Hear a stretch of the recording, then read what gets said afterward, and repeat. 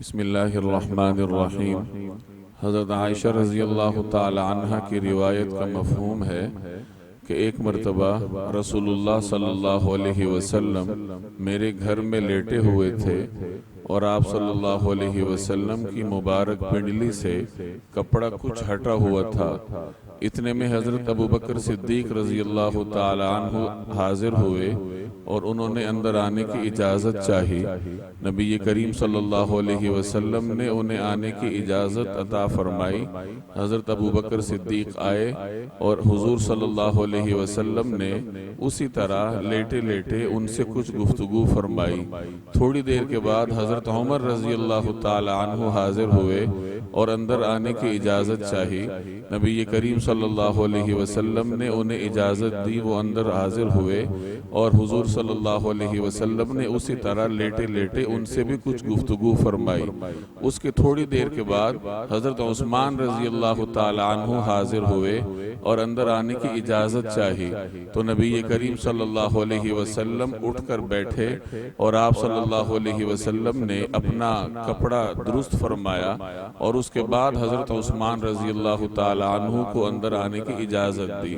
جب یہ سارے حضرات چلے گئے تو حضرت عائشہ فرماتی ہیں کہ میں نے دریافت کیا کہ یا رسول اللہ، حضرت ابو بکر صدیق جب آئے تو آپ صلی اللہ علیہ وسلم نہیں اٹھے اور آپ نے کوئی تکلف بھی نہیں فرمایا، اسی طرح لیٹے لیٹے ان سے گفتگو فرمائی۔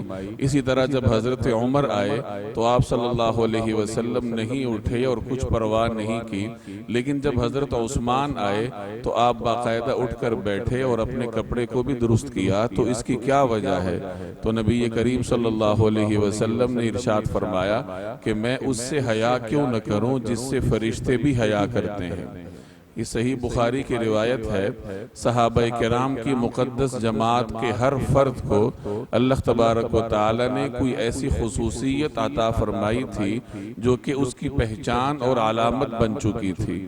حضرت عثمان رضی اللہ تعالی عنہ کی علامت حیاء سے ہے، حیاء سے ہی آپ کی پہچان ہے، اور حیاء اتنی کوٹ کوٹ کر آپ میں بھری ہوئی تھی کہ نبی کریم صلی اللہ علیہ وسلم بھی ان کی اس صفت کی رعایت فرماتے تھے، بلکہ آسمان کے فرشتے بھی ان کا لحاظ رکھتے تھے۔ آج جو ہم نے روایت پڑھی ہے اس میں حضرت عائشہ رضی اللہ تعالی عنہ اپنا واقعہ بیان کرتی ہیں کہ حضور صلی اللہ علیہ وسلم میرے گھر میں تھے، اور جیسے آدمی اپنے گھر میں بے تکلف ہوتا ہے تو اسی طریقے سے آپ صلی اللہ علیہ وسلم لیٹے ہوئے تھے اور آپ علیہ السلام کی پنڈلی مبارک سے کچھ چادر ہٹی تھی۔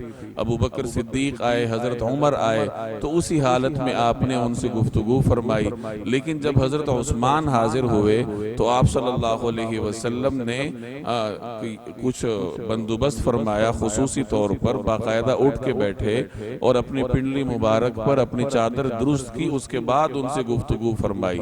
حضرت عائشہ نے جب فرق کی وجہ پوچھی کہ ابو بکر صدیق اور عمر فاروق سے آپ نے اسی حالت میں گفتگو کی اور حضرت عثمان کے لیے آپ نے باقاعدہ بندوبست فرمایا، تو حضور علیہ السلام نے ان سے ارشاد فرمایا کہ حضرت عثمان وہ شخصیت ہیں جن سے فرشتے بھی حیا کرتے ہیں، تو میں ان کا لحاظ کیوں نہ رکھوں اور میں ان سے حیا کیوں نہ کروں۔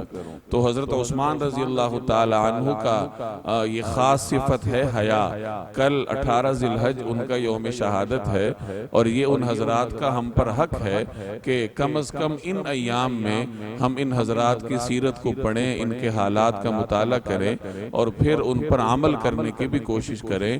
صحابہ کرام کی جماعت میں سے ہر فرد ایسا ہے جو ستاروں کی مانند ہے، کسی ایک کی بھی اگر آپ پیروی کر لیں تو اس کی پیروی آپ کو جنت لے جائے گی۔ اللہ تبارک و تعالی مجھے اور آپ کو عمل کرنے کی توفیق عطا فرمائے۔